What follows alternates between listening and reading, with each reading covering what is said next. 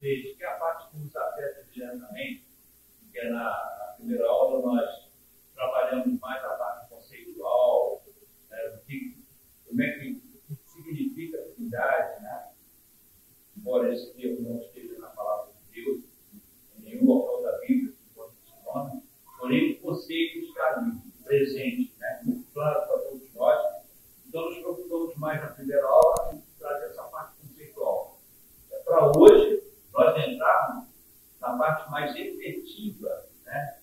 E até nos fazendo entender por que Deus se propôs desta maneira.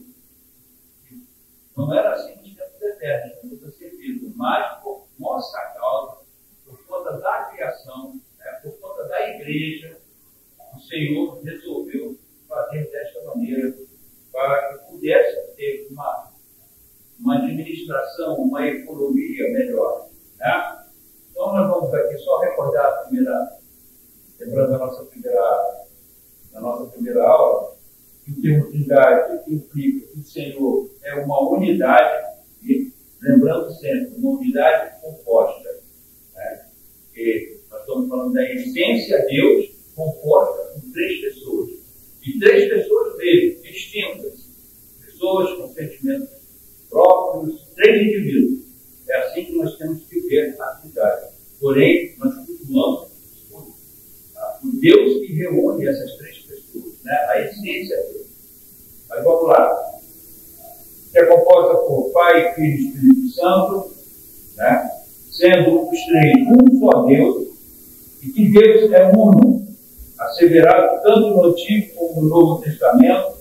Lá em Deuteronômio 6,4 nós vemos isso. Ouvi Israel, o Senhor nosso Deus é o único Senhor. Mateus 12,29, respondeu Jesus. O princípio é: ouve, ó Israel, o Senhor é o nosso Deus, o único Deus. Nós somos monoteístas, adoramos um único Deus. Efésios 4,6, há um só Deus e Pai de todos, o qual é sobre todos, age por meio de todos e está em todos. Vemos aqui afirmações inequívocas de monoteísmo, afirmando também que o plano de salvação para o homem, afirmou também o plano de salvação para o homem perdido, foi todo ele construído nos tempos eternos. É aquilo que eu falei para vocês. Por conta do homem, por conta da criação, tá? Nos tempos eternos, Deus já tinha estipulado as suas dessa forma. A gente precisa ficar nessa parte um pouco complexa para o nosso entendimento, porque nós somos seres temporais e não tem como, não adianta. Essa equação nunca vai fechar para nós. Tá? Como é que Deus pode ser atemporal? O fator tempo não atinge Deus. Deus está fora de qualquer tipo de medida, de qualquer tipo de cálculo. Deus está fora de tudo isso, está fora do Cronos, tá? Porque ele é um ser atemporal. Isso é difícil nós compreendermos. Essa experiência nós não temos. Tudo aquilo que fugir à experiência humana fica muito complicado que nós podemos absorver. Porque nós não temos parâmetros. Como é que nós vamos falar sobre perfeição, por exemplo? Nós não somos perfeitos, não existe nada nesta terra perfeito. E por conta disso, nós ficamos só com a parte conceitual, que é perfeito, mas foi sem entender o que é a perfeição absoluta. Deus é essa perfeição. Então, como é que nós vamos entender o negócio disso? Então, são situações que nós temos que ter a humildade, e isso é muito importante, temos a humildade de, até aqui, eu vou, porque não dá mais para eu seguir, porque eu não vou conseguir absorver essa parte. Então, vamos lá.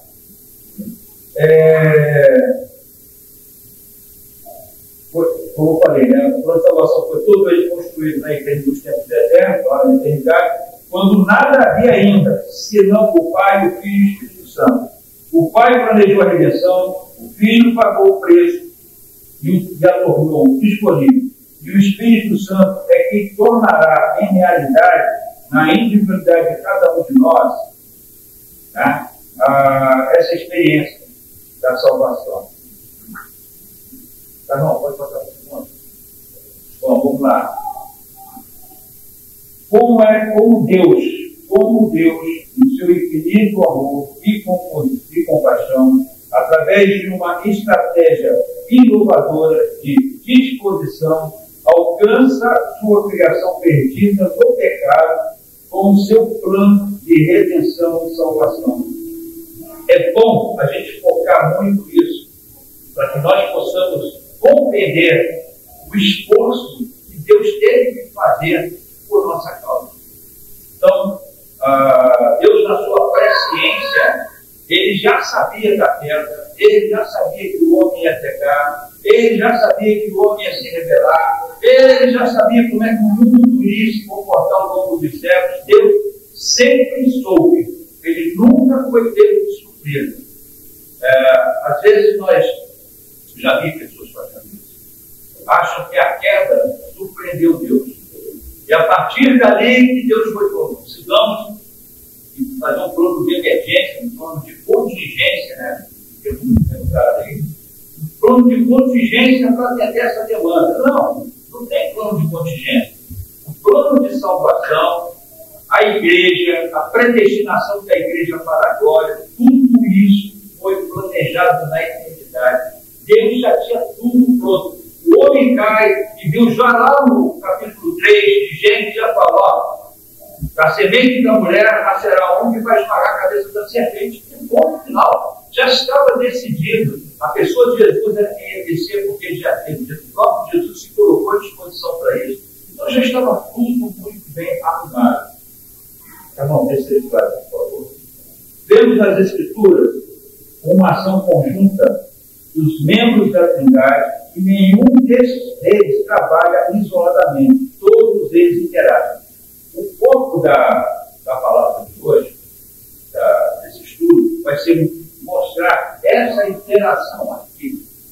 Tá? Nós mostramos na aula passada a essência a Deus, que nós adoramos, e as três pessoas que compõem essa essência. Essa interação é importante porque nenhuma das pessoas da Trindade, você não vai ver isso em local nenhum da Bíblia, age de forma independente. Age por si só. Eles são perfeitos, gente. Por isso que eu estou falando. É complicado para nós termos o entendimento da perfeição. Não é a nossa experiência. Nós nem nos aproximamos da perfeição. Mas para um Deus perfeito, tá? Essas três pessoas aqui agem em harmonia, tá? E em conjunto, decidem em conjunto, resolvem em conjunto.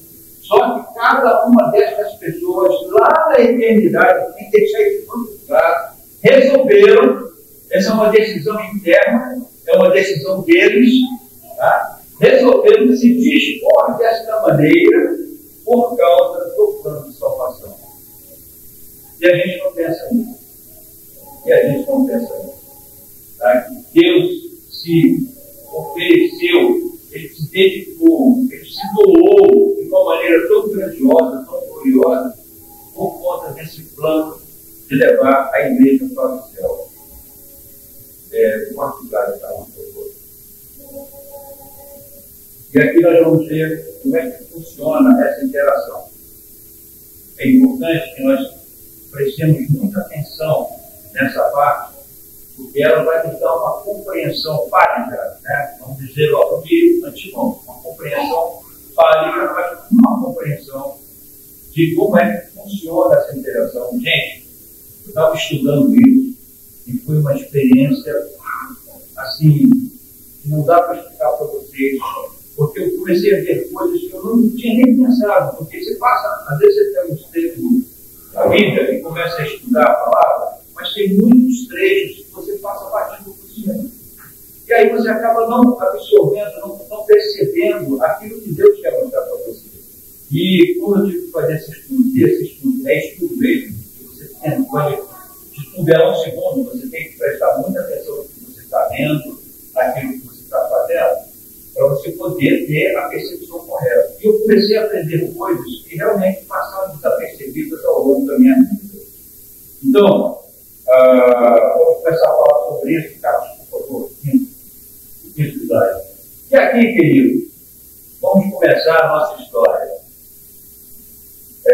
precisamos de um coração humilde, aquilo que eu falei agora há pouco, ao contemplarmos este assunto, mas devemos aceitar de todo o coração a verdade bíblica a seu respeito.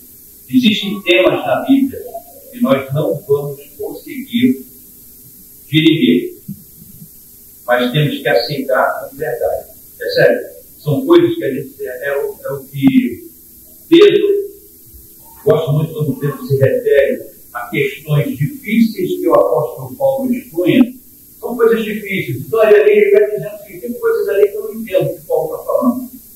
Mas ele aceita como verdade bíblica, como a verdade de Deus para a vida dele. Então nós devemos também aceitar essas verdades para a nossa vida, embora não tenhamos a compreensão exata da matéria. Ok? Então vamos lá. 1 Coríntios 13, 12. Nós vemos assim: porque agora vemos através do espelho, sombriamente, mas então veremos face a face. Agora eu o conheço em parte, mas então o conhecerei como também eu sou conhecido. Vai chegar o dia, irmão, que nós vamos ver as três pessoas da Trindade. Nós vamos olhar Jesus na face dele, nós vamos ver o Pai, nós vamos ver o Espírito Santo. Vai chegar um dia que a nossa mente ela vai ser restaurada dentro de um corpo totalmente glorificado. Uma mente que nós nunca imaginaríamos ter um dia. Né? A mente de Cristo. É uma mente que pode compreender todos esses temas eternos que nós não temos agora com esta mente aqui entendendo. Então nós observamos aqui, por exemplo, nesse texto que eu acabei de ler,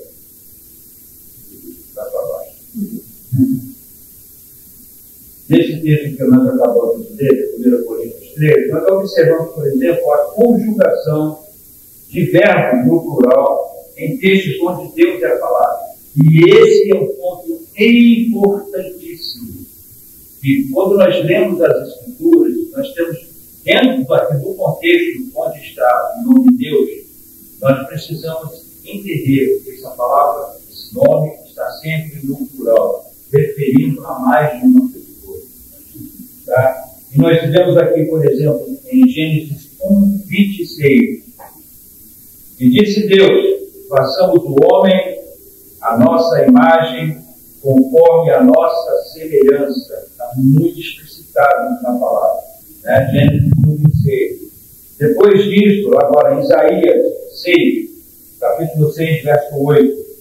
Nós vemos assim: depois disso ouvi a voz do Senhor que dizia: a quem enviarei e quem irá por nós? No chamado de Isaías, lá no capítulo 6, quando o Senhor fala para ele, Deus coloca uma preocupação em relação ao resgate do homem, em tirar o homem do pecado onde ele estava vivendo. Então, ele chega e ele manifesta essa preocupação.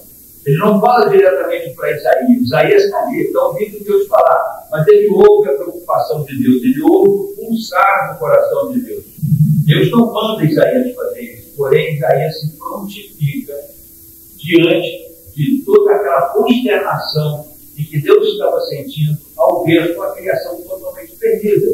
Então Deus diz nessa exclamação, vamos colocar assim, Deus fala assim: depois disso, ouvi a voz do Senhor que dizia: a quem enviarei e quem irá por nós?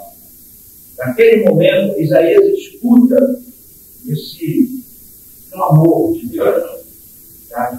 Que é um clamor, uma preocupação. Deus preocupado conosco, com a nossa condição. Agora, olha que coisa interessante, gente. Vamos lá para esse slide, tá, por favor.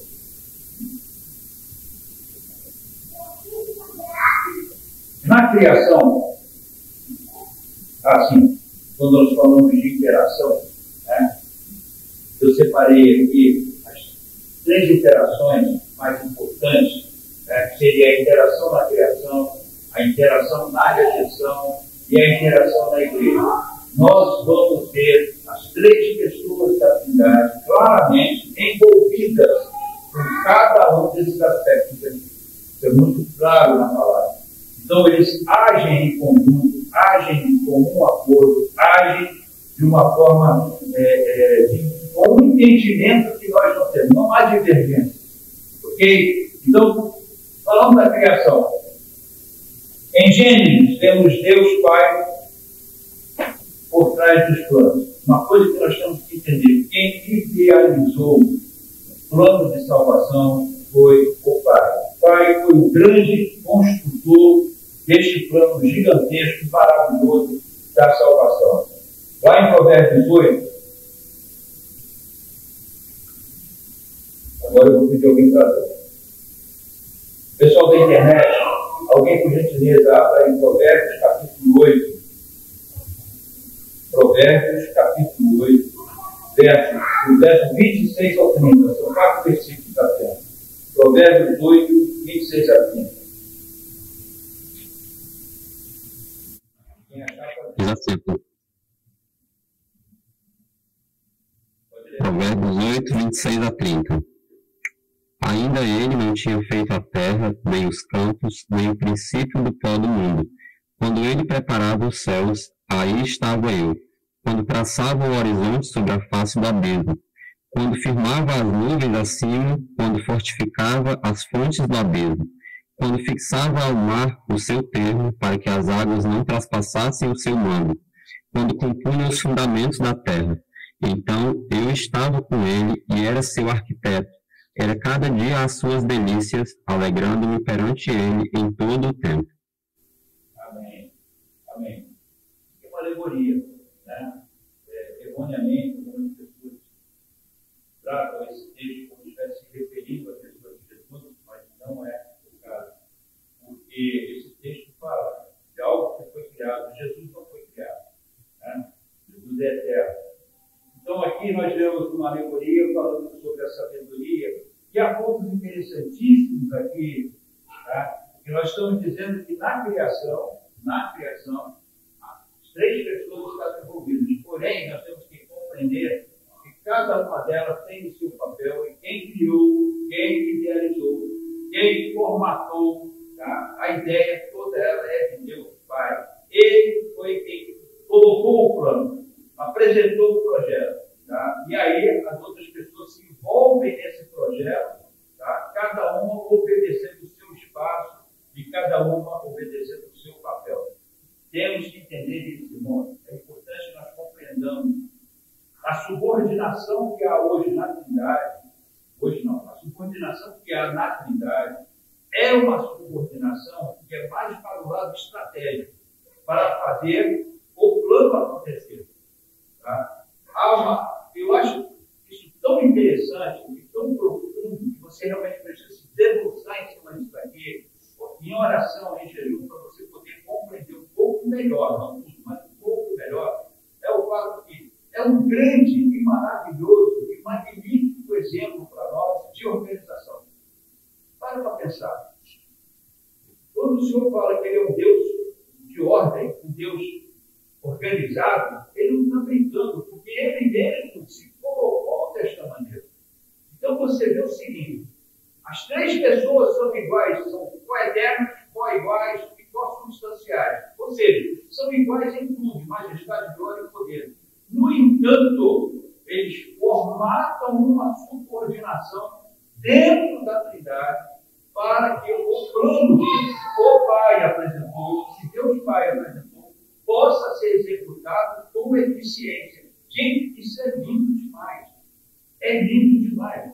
Porque muitas das vezes nos aplicamos, até mesmo dentro da igreja, nas nossas vidas pessoais, eu estou falando para mim, tá? De forma ineficiente, desorganizada, sem planejamento. Tá? O pastor aqui é um exemplo de planejamento. Sem fora, tudo dele é planejado. Tudo dele é ali colocado direitinho, no dia, no horário, tudo muito bem estipulado. Tá? Isso é muito lindo, porque Deus é assim. Deus é desse jeito. E nós precisamos entender que a nossa vida pessoal tem que seguir os passos dele, tem que ser como ele é. E dentro da organização é necessário uma hierarquia, que não é exatamente o caso na cidade, tá? Mas sim uma subordinação para que as coisas aconteçam e no desempenho desses processos haja eficiência, tá? Produza os efeitos que Deus quer que sejam produzidos. Então, é muito lindo quando nós vemos o Deus Todo-Poderoso, o Criador de todas as coisas, aquele que não precisa de nada, ele subsiste por si mesmo. Deus não precisa da gente, Deus não precisa ser feliz, ele é a felicidade. Percebe? Deus não tem nada que ele precise, ele não possui carências na pessoa dele. Ele já vivia a eternidade, só o Pai, o Filho e o Espírito Santo ali, sabe? Sem nada, e viveram muito bem, passaram a eternidade maravilhosamente bem. Um dia eles resolveram fazer a criação, criar o homem à sua imagem e semelhança, e fazer tudo que existe que está aí dentro dos nossos olhos. Eles resolveram assim, embora soubessem o que viria a acontecer. O ponto em questão, irmão, tá, é que eles se organizaram. As três pessoas da Trindade se organizaram de uma forma tremenda para poder executar esse plano. Então, eu preciso bater muito nessa tecla, porque a gente olha para Deus e não consegue absorver ou pegar essas qualidades maravilhosas da pessoa dele. Não há nada que Deus nos mande fazer, eu sempre falei isso aqui, não há nada que Deus nos mande fazer e que ele não tenha feito. Ele sempre vai ser a ponta da lança, ele sempre vai ser o nosso exemplo para tudo. Amém? Então, aqui, essa alegoria, esse texto aqui de Provérbios capítulo 8, a sabedoria, tá, está dizendo, estava lá ao lado do Pai, o grande arquiteto, e ele está dizendo o seguinte: eu estava lá quando ele preparou os céus, quando ele traçou um círculo sobre a face do abismo. Ainda tem nego gritando aí, de terra plana. A Bíblia diz que é círculo. Quando ele estabeleceu as nuvens acima e quando fortificou as fontes do abismo, quando ele assinalou ao mar, no seu decreto, para que as águas não traspassassem aonde ele determinou o seu mandamento, quando ele determinou o fundamento da terra. Então, eu estava junto a ele, como um, criando com ele, e eu era diariamente no seu deleite, regozijando-me sempre diante dele. Então, temos aqui a sabedoria, falando e revelando que na criação estava ao seu lado como arquiteto. Houve, portanto, o planejamento. Preste atenção nisso. Houve um planejamento. Gente, eu não sei se é porque eu gosto de administração, eu fiz administração também, eu não sei se é por conta disso, mas eu fico apaixonado nisso aqui. Preste atenção. Deus planejou tudo o que ele fez. Nada aconteceu por acaso. Agora eu vou fazer uma coisa. Não, ele planejou. Cada espécie da vegetação, da botânica, dos animais, dos peixes, né? E o que o pastor acabou de falar, que Deus teve até um senso cômico, né? De ele ter criado o cone do rio, tá? Bico de pato e mamífero. Então, assim, são coisas que você começa a perceber Deus planejando cada uma dessas coisas. Agora, preste atenção nisso aqui, ó. Após o planejamento, vem a execução deste projeto. E em primeiro lugar, Deus fala. E em segundo lugar, acontece. Agora, por trás da fala, está Jesus, o Verbo. Gente, preste atenção, isso aqui é lindo demais, lindo demais, lindo demais. Jesus é o Verbo de Deus. Então, o Pai fala. O Pai diz, eu quero assim, vai ser feito desse jeito. Jesus fala, o Verbo de Deus, ele diz, vai ser feito assim. Ok? Então, vamos lá. Alguém abre aí João, capítulo 1, verso 2.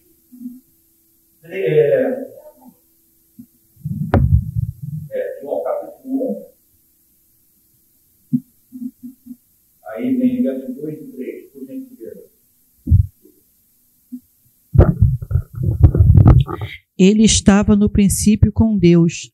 Todas as coisas foram feitas por intermédio dele, e sem ele nada do que foi feito se fez. No princípio era o Verbo, e o Verbo estava com Deus, e o Verbo era Deus. Quando? Que princípio? No princípio de todas as coisas, Jesus estava ao lado do Pai. Jesus estava ao lado do Pai. E olha só que coisa interessante, tá? Ali naquela alegoria que nós lemos, que eu falei que é uma alegoria, ali não é uma referência direta à pessoa de Jesus, mas a gente vê aqui claramente Jesus como o Verbo de Deus, como o Logos de Deus, declarando toda a intenção do Pai. Isso aqui é tremendo, gente, é poderoso demais. Lá em Hebreus capítulo 1, vamos lá, Hebreus capítulo 1, gente, eu não sei o que foi que eu fiz aqui, tem versículo com o mesmo número, mas vamos lá. Isso aqui é um cérebro humano tentando alcançar uma dimensão que o meu pastor me colocou, tá, para poder entender, e aí o cérebro começa a falhar, entendeu? Aí fica versículo com a mesma numeração, mas vamos lá, Hebreus capítulo 1, vê o verso 2 e 3, por favor, eu acho que é isso. Hebreus 1, 2 e 3? Isso.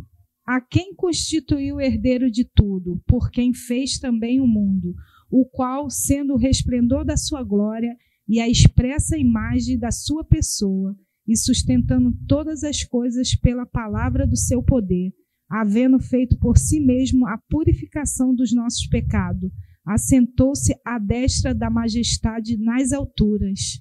Amém. Tá, lê o versículo 1. Havendo Deus antigamente, falando muitas vezes e de muitas maneiras aos pais, pelos profetas, a nós falou-nos nestes últimos dias pelo Filho. Percebem? Havendo Deus falado pelos profetas lá no passado, nesses últimos dias tem falado pelo Filho. Jesus é o Verbo de Deus. Está muito claro em João, quando ele declara isso, o Logos de Deus. Tá? Vamos lá, continuando. Hebreus capítulo 11, verso 3, por favor.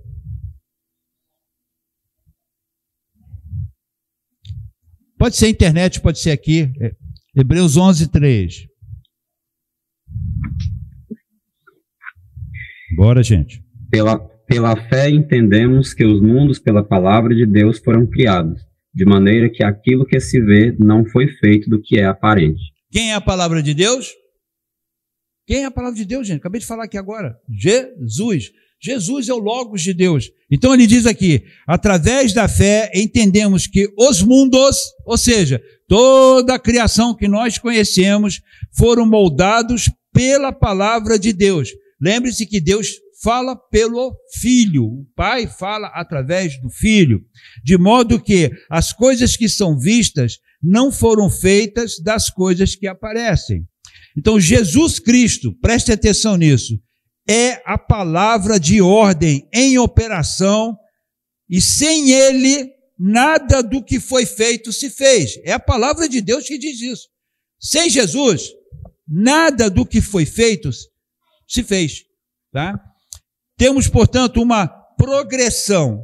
Depois do planejamento veio a fala. Depois que o Pai planeja, arquiteta todo esse arcabouço da salvação, da formação da igreja, e antes da igreja ser formada, primeiro teve que separar uma nação, para que através dessa nação, uma nação pura, consagrada, viesse o seu filho, para assim, a partir daí, a igreja, né, surgir, e durante todo o processo de caminhada da igreja na terra, né, através de um processo tremendo, poderoso, que é a santificação, que precisa e requer sistematicamente a assistência do Espírito Santo junto conosco, porque senão nós não temos como nos consagrar, nós não temos como nos purificar e não temos como chegar até o final da nossa jornada, que é o céu. Então, todo esse arcabouço planejado por Deus, Jesus executa, Jesus determina, tá? E o Espírito Santo hoje, ele atua. Nós vamos ver isso com mais calma agora, tá? Então nós lemos aqui, temos, portanto, uma progressão. Depois do planejamento veio a fala, a ordem para que fosse feito. Então, após a fala, veio a execução, onde tudo acontece. E quem está por trás do papel de fazer acontecer? É o Espírito Santo. É o Espírito Santo. O Espírito Santo, tá? E nós vamos ver isso aqui em Gênesis, capítulo 1. Quem puder ler Gênesis, capítulo 1, versos 1 e 2, por favor. No princípio, criou Deus os céus e a terra. A terra, porém, estava sem forma e vazia.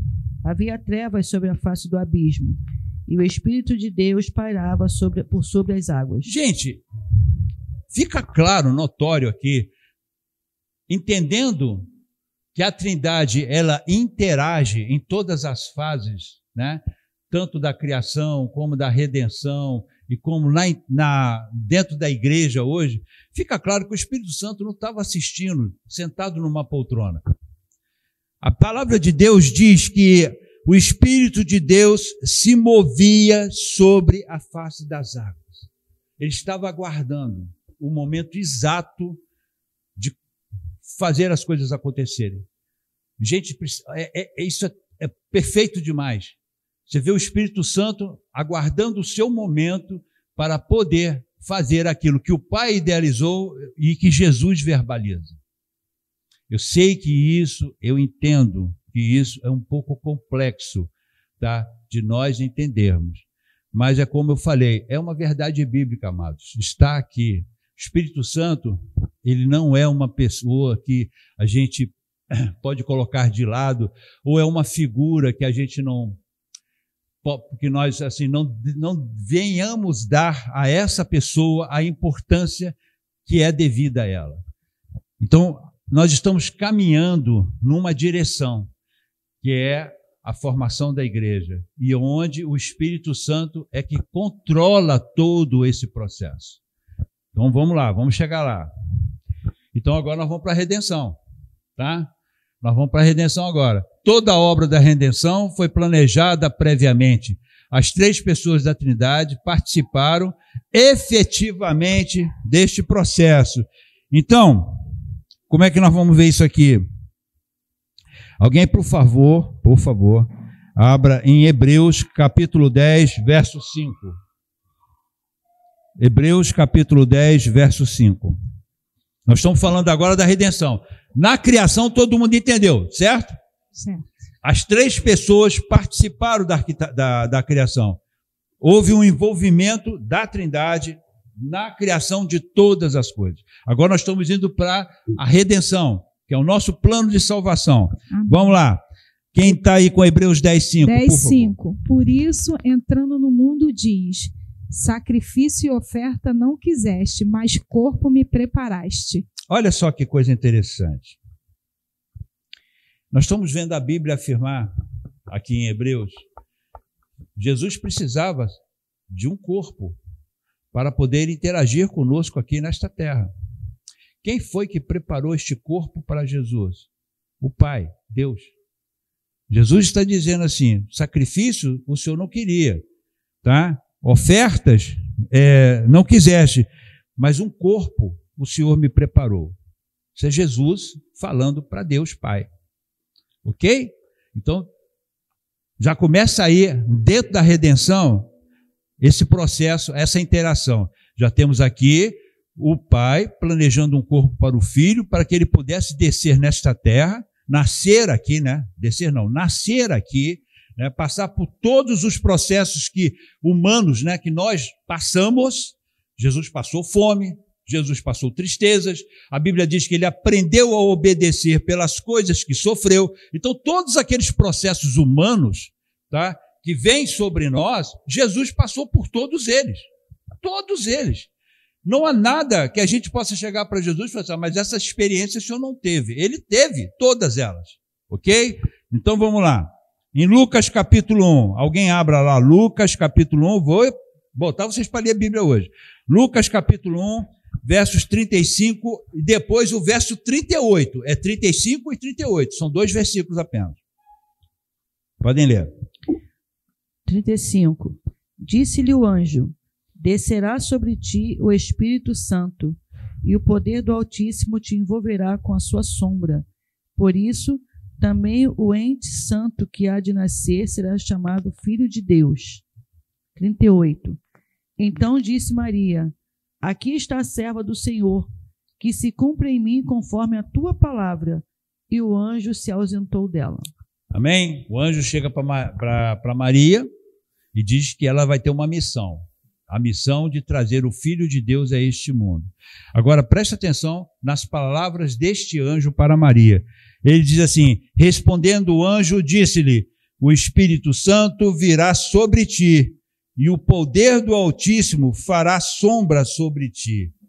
Agora nós vemos o Espírito Santo. Então, Jesus, no ventre de Maria, sendo gestado, ok? O Espírito Santo dizendo que aquilo ali era ele cobrindo Maria, tá? Por uma determinação do Pai. Porque o Pai mandou o Filho ter um corpo para poder interagir aqui, ter sangue nas veias, né? Para poder ter sentimentos, para poder sentir, né? Tudo aquilo que nós sentimos. Alguém, por favor, abra agora em Lucas capítulo 4. Lucas 4, a partir do verso 16 até o verso 21. Lucas 4, de 16 a 21.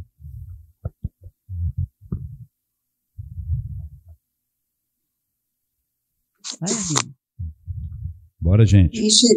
E chegando a Nazaré, aonde fora criado, entrou num dia de sábado, segundo o seu costume, na sinagoga, e levantou-se para ler. E foi-lhe dado o livro do profeta Isaías, e quando abriu o livro, achou o lugar em que estava escrito: o Espírito do Senhor está sobre mim, pois que me ungiu para evangelizar os pobres, enviou-me a curar os contritos de coração, a proclamar liberdade aos cativos e restauração da vista aos cegos, a pôr em liberdade os oprimidos, a anunciar o ano aceitável do Senhor. É só até aí, Não, pastor? não, até o 21. Até o 21. Tá. E cerrando o livro e tornando-o a dar ao ministro, assentou-se, e os olhos de todos na sinagoga estavam fitos nele. Então começou a dizer-lhes: hoje se cumpriu esta escritura em vossos ouvidos. Amém? Amém. Amém, queridos. Olha só, prestem atenção nesse texto aqui. Jesus, num dia de sábado, entra na sinagoga, eles pegam, dão a Torá para ele, ele abre e cai lá, ele escolhe exatamente o livro de Isaías, tá, para ler. O texto aqui de Lucas diz o seguinte, tá, que ele começa a ler o texto, e o texto diz assim, né, o Espírito do Senhor está sobre mim. Agora, preste atenção. Jesus já está na terra, já começa o seu ministério, já começa a pregar o evangelho, ele já começa a cumprir o projeto do Pai. Agora, Jesus está na terra, o Espírito Santo, tá, está com ele, está sobre ele, tá? E aqui ele diz uma outra coisa interessante, porque me ungiu para pregar o evangelho aos pobres. Quem ungiu? O Espírito Santo, tá? Ele quem? Deus Pai. Ele enviou-me para curar os quebrantados de coração, para pregar libertação aos cativos e restauração da vista aos cegos, e para pôr em liberdade os oprimidos. Então preste atenção nisso. Nesse texto de Isaías está a expressão máxima de toda a interação da Trindade. A gente vê Jesus presente, cumprindo a ordem do Pai, aquilo que o Pai determinou para ele, tá? E ele é bem claro aqui, e ele me enviou, assim como o Pai fala, a quem eu enviarei por nós? Eu vou falar sobre isso daqui a pouquinho. há um desejo do coração do Pai, uma preocupação do coração do Pai com a salvação da humanidade. Ok? Então aqui a gente vê essa interação, as três pessoas trabalhando dentro da redenção. Está no iniciozinho, está começando o processo, mas os três estão aqui, trabalhando juntos. Amém? Vamos lá.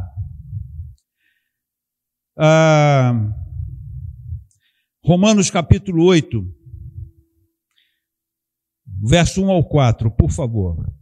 Portanto, agora nenhuma condenação há para os que estão em Cristo Jesus, que não andam segundo a carne, mas segundo o Espírito.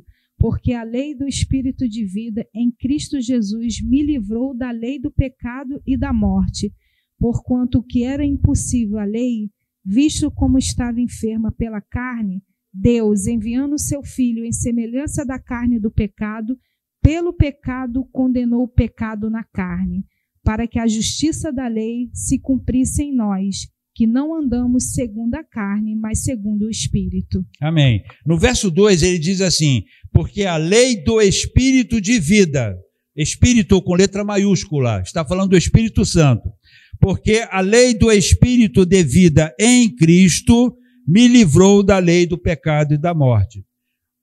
Então, aqui nós já começamos a entrar, tá, no próximo tópico. Ainda estamos dentro da redenção, mas já começa já a sinalizar, ô igreja, agora vamos falar sobre o atual período de vocês. Ok? Então está aqui, ó. Então aqui nós vemos já essa interação, mais uma vez repetida, porque o Pai envia o seu Filho e o Espírito está com Cristo. Tá? Aqui no próximo tópico, que já é para a igreja, nós vamos ter uma compreensão melhor, um pouco mais redondinha da redenção. Então aqui, no que diz respeito ao agir de Deus na igreja, também vemos esta interação. Então como é que nós vamos ver isso? Eu vou ler aqui, 1 Coríntios capítulo 12, 1 Coríntios 12, a partir do verso 4, diz assim, ora, há diversidade de dons, presta atenção nisso, fazem um rolo terrível em cima disso aqui. Gente, um rolo. Tá? E a coisa é muito bem clara na palavra.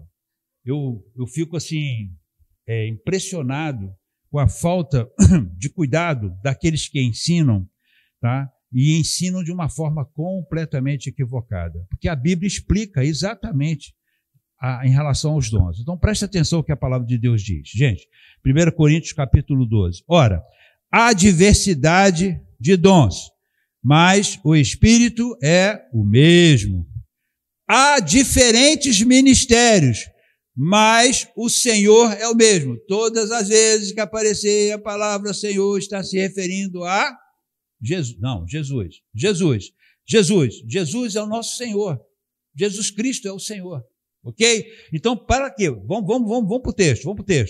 Não, nem olha para mim, olha para o texto. Olha lá. Ora, há diversidade de dons, mas o Espírito é o mesmo, o Espírito Santo. Está dizendo, tem muitos dons, mas o Espírito Santo é o mesmo. Então, entende-se que existe dons controlados pelo Espírito Santo. E aqui nós vemos uma outra assertiva no versículo 5. Há diferentes ministérios, mas o Senhor é o mesmo. Quem controla o ministério? Os dons ministeriais. Vamos lá, vamos ver se vocês se lembram. Apóstolos, profetas, evangelistas, pastores e mestres. São os 5 ministérios. Quem controla os ministérios é Jesus Cristo. É o que a palavra diz. Nós vamos ver outros trechos confirmando isso. E aqui vai, no versículo 6, uma coisa muito interessante. Há diversidade de operações, mas é o mesmo Deus. Está falando do Pai. Mas é o mesmo Deus que opera tudo em todos. Então, preste atenção. As 3 pessoas na Trindade, elas cumprem papéis determinados.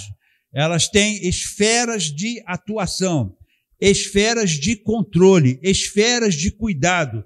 Cada uma das pessoas cumpre essa determinação que, como eu falei no início, gente, é uma coisa interna. Eles decidiram assim. Ok? Então, o texto fala sobre 3 coisas distintas. Dons, que são 9. 9 dons, estão muito bem. Só existem 9 dons. Esses 9 dons são controlados pela pessoa do Espírito Santo. Ok? Existem ministérios. 5 ministérios que são controlados pela pessoa de Jesus. E existe as operações. As operações, que é o próprio Pai quem controla. Isso está muito claro na Bíblia. Tá? 1 Coríntios 12, porque um é dado pelo Espírito, 12:8, tá? 1 Coríntios 12:8. Porque a um é dada pelo Espírito a palavra da sabedoria, a outra a palavra do conhecimento, pelo mesmo Espírito, a outro a fé, pelo mesmo Espírito, a outro os dons de cura, pelo mesmo Espírito, a outro a operação de milagres, a outro profecia, a outro discernimento dos Espíritos, a outro diversos tipos de língua, a outro interpretação de língua. Os ministérios são 5, como eu falei aqui agora, e quem está por trás deles é Jesus, o nosso Senhor, que é usado o termo que o apóstolo Paulo usa. Toda vez que ele fala Senhor, ele está se referindo à pessoa de Jesus. Refere-se a Cristo como em todo o Novo Testamento. Efésios 4, estou lendo, irmãos, por causa do horário, tá? Efésios 4, versículo 10. Aquele que desceu é também o mesmo que subiu acima de todos os céus para cumprir todas as coisas. E ele mesmo deu alguns. Quem foi que desceu e depois subiu? Jesus. Então, olha só, o texto está dizendo, olha, é o que o texto está falando, não sou eu, tá? Diz assim, aquele que desceu e também é o mesmo que subiu acima de todos os céus para cumprir todas as coisas, ele mesmo, é o que o texto está dizendo, é ele mesmo, que deu alguns para apóstolos, alguns para profetas, alguns para evangelistas e alguns para pastores e professores, ou mestres. As operações têm Deus por trás de si, e isto é uma referência ao Pai. Aliás, sempre que o termo Deus aparece de forma genérica, não discriminando qual a pessoa da Trindade, tá? Parece uma forma genérica, está se referindo à pessoa do Pai. Ok? Aí você tem também no texto, você tem a palavra socorros, são outros dons, socorros, governos, exortação, misericórdia, administração, todos esses ministérios são controlados pelo Pai. E aí, essa salada de fruta, quando nós a transformamos, Deus deixa muito claro na Bíblia tudo isso, e nós transformamos isso numa belíssima salada de frutas, misturando as coisas, tá? E não é assim que a Bíblia nos ensina.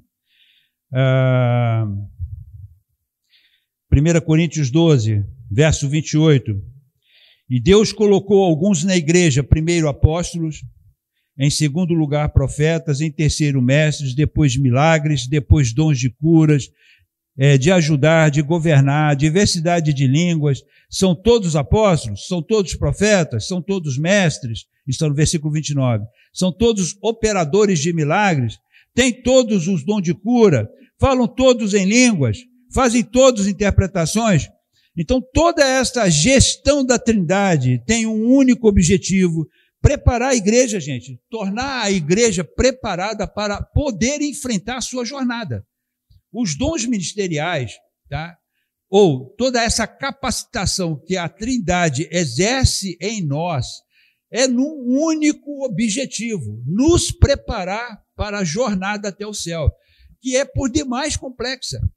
Os nossos enfrentamentos são múltiplos, nós temos várias frentes de batalha. Se eu conversar com qualquer um aqui, tá? Ninguém tem uma frente de batalha só, você tem várias frentes de batalha. O que seria de nós se não tivéssemos essa capacitação? Por exemplo, eu vou falar uma coisa que isso é um pensamento pessoal, tá? Meu, tá? O Carlos, ele tem dons específicos de administração. Eu tenho certeza absoluta que são dons que Deus deu para ele. É um belíssimo de um administrador. belíssimo de ônibus, um dos melhores que eu já vi. Tá? Então, é uma capacitação que Deus deu para ele, mas não deu para mim. Não deu para mim. Então, a gente precisa ter essa compreensão. Quando o Senhor reparte essas habilidades, vamos colocar assim, entre o corpo, é para que o corpo trabalhe junto, em conjunto. Aquilo que eu não posso fazer, o outro faz, porque ele está capacitado para isso. Eu não posso cantar aqui na frente, eu não sei reger louvor, vou ficar igual uma estátua aqui, um espantalho no meio do milharal, assim, entendeu? Mas tem a Claudinha, que é que sabe fazer isso magistralmente, sabe fazer a coisa acontecer.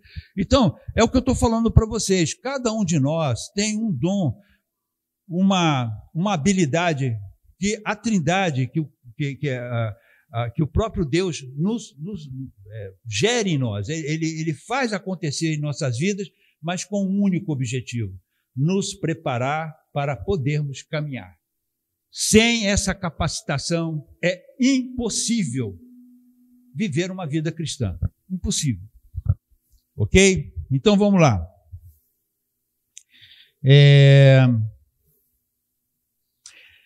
1 Coríntios, capítulo 12. O objetivo está bem claro aqui, gente. 12, 25. Para que não haja separação no corpo. Olha só a preocupação de Deus. Para que não haja separação no corpo, mas que os membros também tenham o mesmo cuidado um para com o outro.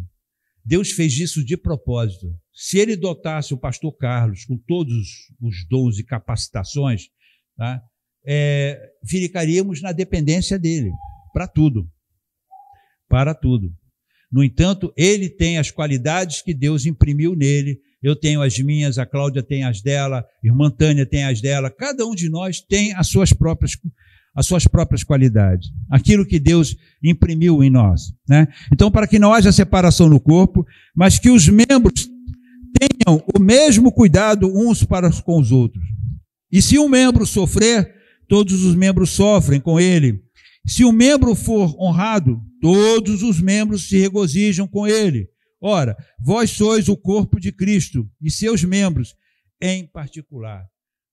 É feito desta maneira, com cada uma das pessoas gerindo, tá, essas capacitações, para que o corpo continue unido, para que nós possamos ficar juntos, um na dependência do outro. Eu dependo de vocês, vocês dependem de mim, e essa relação de interdependência é Deus que faz ela acontecer no seio da igreja.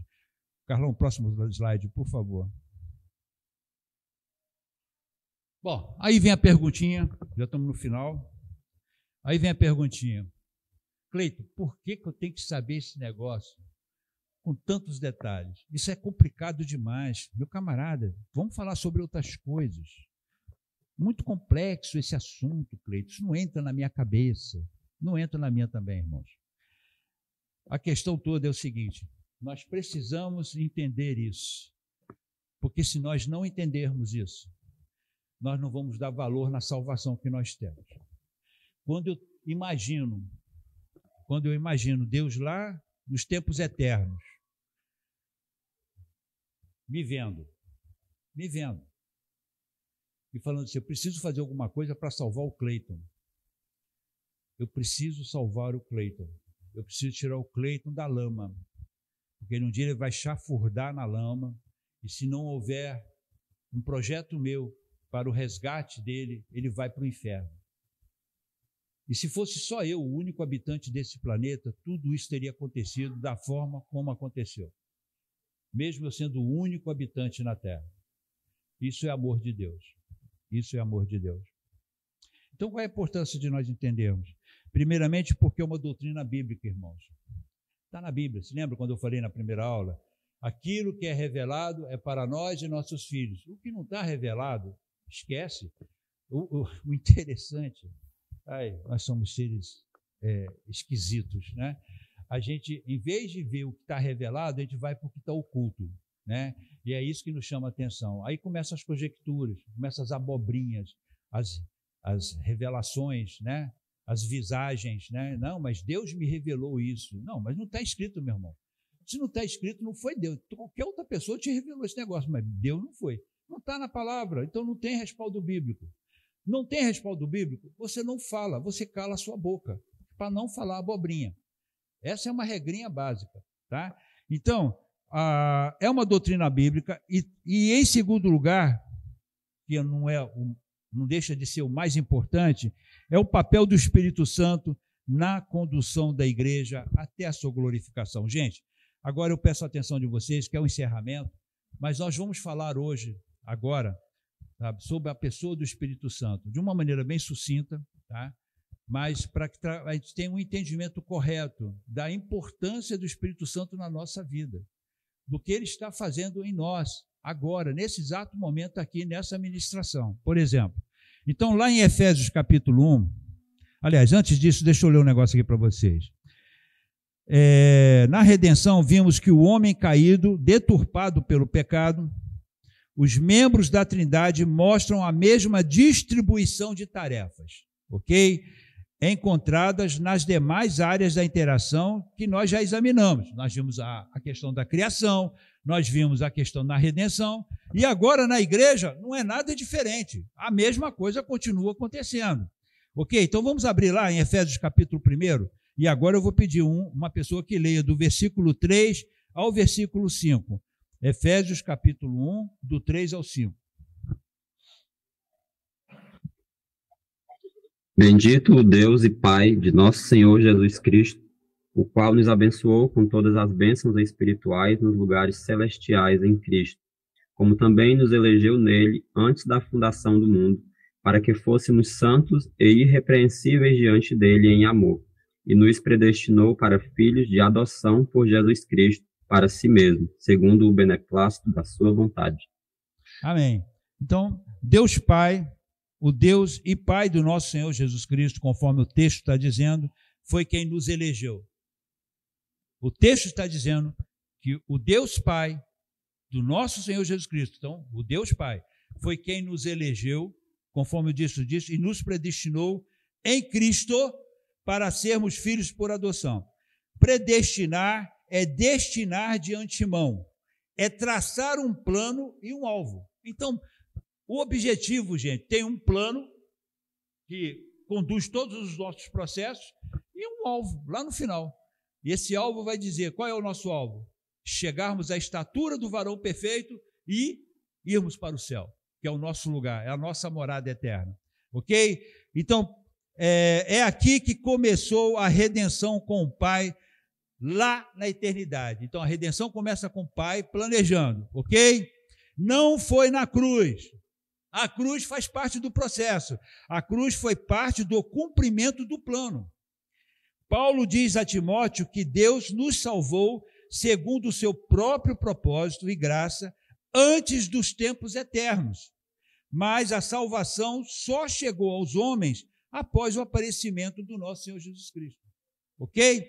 Então, em 2 Timóteo, capítulo 1, verso 9 e 10, diz assim, 2 Timóteo 1, 9 e 10, que nos salvou e nos chamou com uma santa vocação, não segundo as nossas obras, mas segundo o seu próprio propósito e graça, que nos foi dada em Cristo Jesus antes do começo do mundo, e que agora faz manifesto pela aparição do nosso Salvador Jesus Cristo, né, o qual aboliu a morte e trouxe a vida e a imortalidade à luz por meio do Evangelho.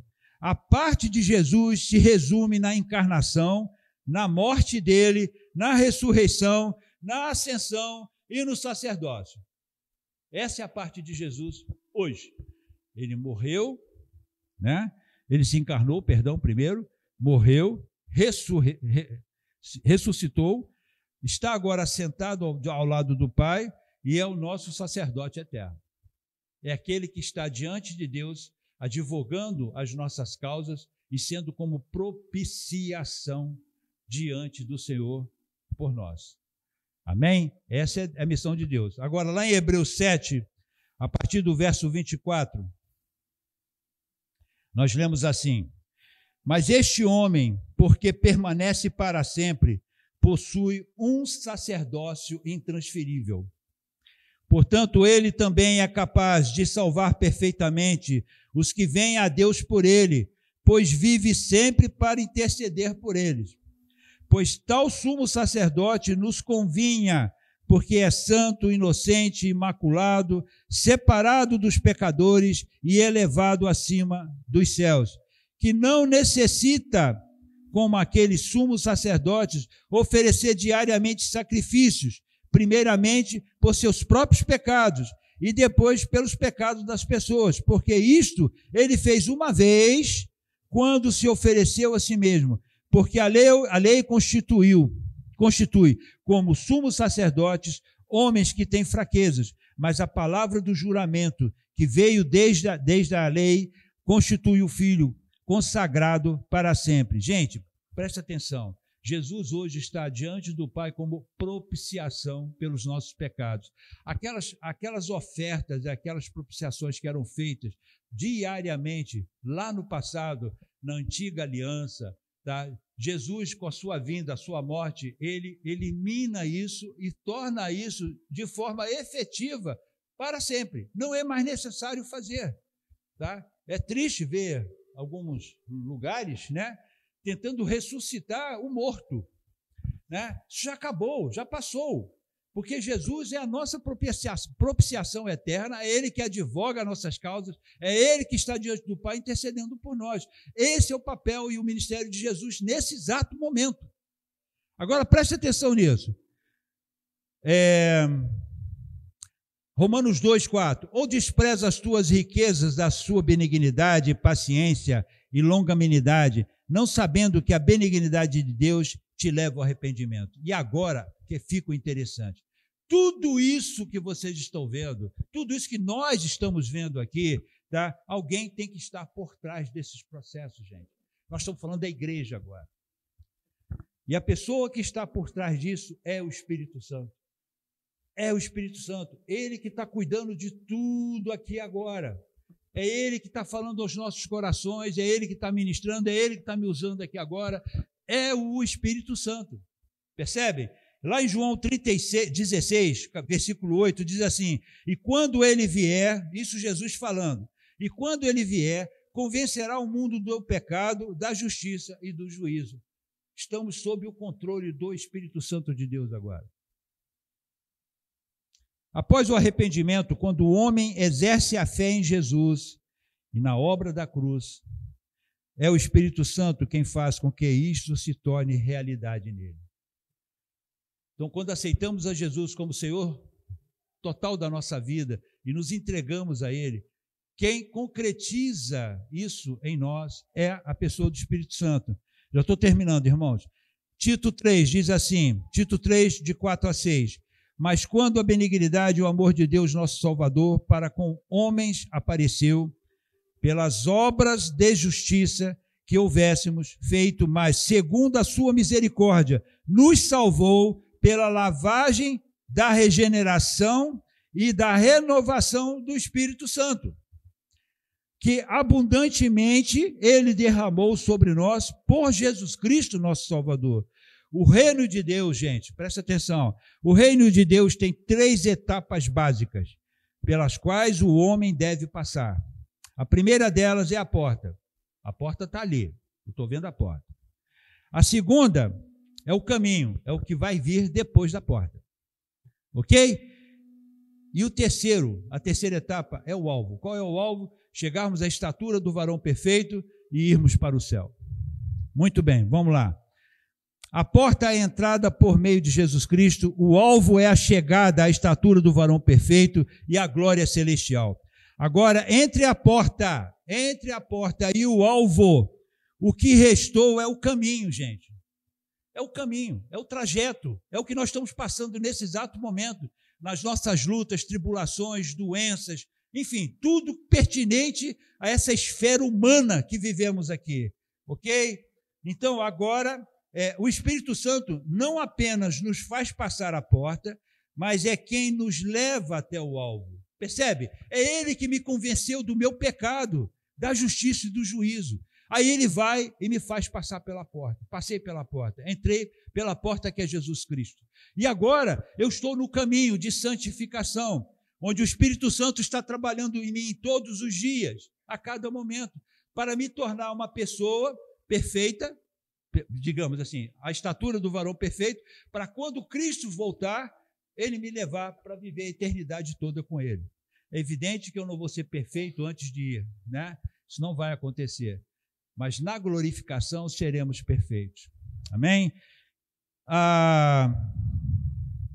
O caminho é o período onde experimentamos o tratamento de Deus em nós, na vida cristã. É o meio pelo qual se vai ao alvo. E tudo isto é responsabilidade do Espírito Santo. É Ele quem nos transforma de glória em glória na imagem do Senhor, 2 Coríntios 3,18, produz em nós o seu fruto, Gálatas 5, 22, 23, e nos leva a andar e viver nele, Gálatas 5, 25. A nova aliança é chamada por Paulo de o ministério do Espírito Santo, irmãos. Tá? Lá em 2 Coríntios 3 ele fala isso, verso 7, mas se a ministração da morte, escrita e gravada em pedras, era gloriosa, de maneira que os filhos de Israel não podiam contemplar firmemente a face de Moisés, por causa da glória no seu semblante, cuja glória estava se acabando, como não será a ministração do Espírito mais gloriosa? Paulo está perguntando. Se a gente ficava espantado, ou se eles ficavam espantados com o rosto de Moisés iluminado, ele teve que botar um véu, que ele ministrando os 10 mandamentos, trazendo as tábuas da lei para o povo, se aquilo ali já foi uma coisa impressionante, imagina essa obra que ele chama de ministério do Espírito Santo, ministração do Espírito Santo. Quando ele fala aqui no final do versículo de 2 Coríntios 3, quando ele fala, como não será a ministração do Espírito Santo mais gloriosa? Então, aqui nós encerramos, tá? Desculpa aí, passei do horário, mas é para vocês entenderem que, nesse exato momento, estamos recebendo de Deus tudo aquilo, tá? Que Ele planejou para nós. E, nesse exato momento, o Espírito Santo é quem controla as nossas vidas. Deus abençoe vocês. Obrigado.